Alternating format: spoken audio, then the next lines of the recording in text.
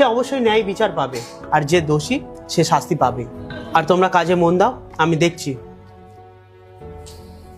দেখেছো সাহেব কত ভালো। সাহেব হয়তো জানতোই না যে আমার বেতনটা আটকে রয়েছে, আর যখনই জানতে পারলো টাকাটা দিয়ে দিল, তাই না?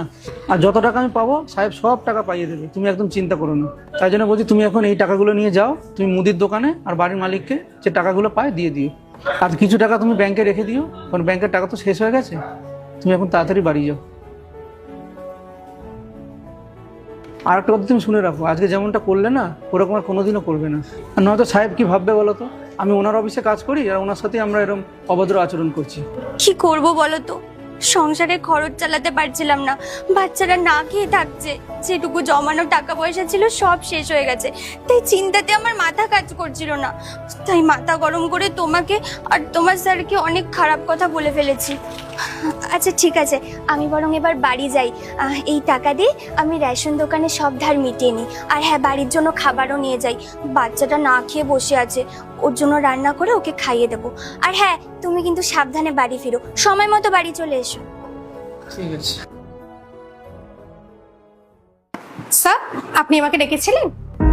হ্যাঁ কুসুম, আমি তোমাকে ডেকেছি কেননা আমি তোমার স্যালারিটা দিতে চাই। তোমার স্যালারি ডিউ আছে না এই মাসে? তো একটা কাজ করো, তোমার স্যালারি নেওয়ার আগে এই রিসিভিং ফাইলে একটা সই করে দাও। কিন্তু স্যার, আপনি তো আমাকে এখনো পেমেন্টটা দেননি। আপনি আমার টাকাটা দিন, তারপর আমি সাইন করে দিচ্ছি। আমি তোমার স্যালারি দিয়ে দেবো, আগে তুমি এই রিসিভিং এ সই তো করো। ওকে স্যার, অ্যাজ ইউ সে।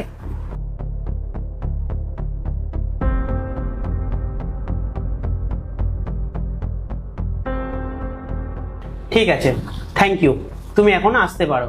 কিন্তু স্যার, আপনি তো এখনো আমাকে আমার স্যালারিটা দেননি। মেবি আপনি ভুলে গেছেন। কেমন ধরনের কথা বলছো তুমি? এখনই তো তোমাকে স্যালারিটা দিলাম। Sir, I think you are mistaking. আপনি এখনো আমাকে স্যালারিটা দেননি। দেখো কুসুম, তুমি এই রিসিভিং ফাইলে সই করা মানে তুমি কোম্পানি থেকে টাকা পেয়ে গেছো। তাহলে তুমি কিভাবে মিথ্যা কথা বলতে পারো যে আমি তোমাকে টাকাটা দিইনি? দেখুন স্যার, আমার সাথে আপনি এই ধরনের ইয়ার্কি করবেন না। আপনি তো জানেন আমার ফ্যামিলির ক্রাইসিসের ব্যাপারে।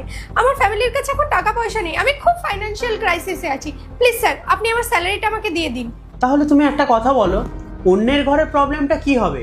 তুমিও তো অনেক বাকি এমপ্লয়ারদের সাথে এই সেম জিনিসটাই করেছো, যেটা আমি এখন তোমার সাথে করলাম। আর আমি তোমার টেকনিকটা আমি তোমার উপরেই অ্যাপ্লাই করছিলাম। তোমার নিশ্চয়ই খুব ভালো করে মনে আছে, তুমি আমার কোম্পানির এমপ্লয়ারদের সাথে এমনটাই করেছিলে।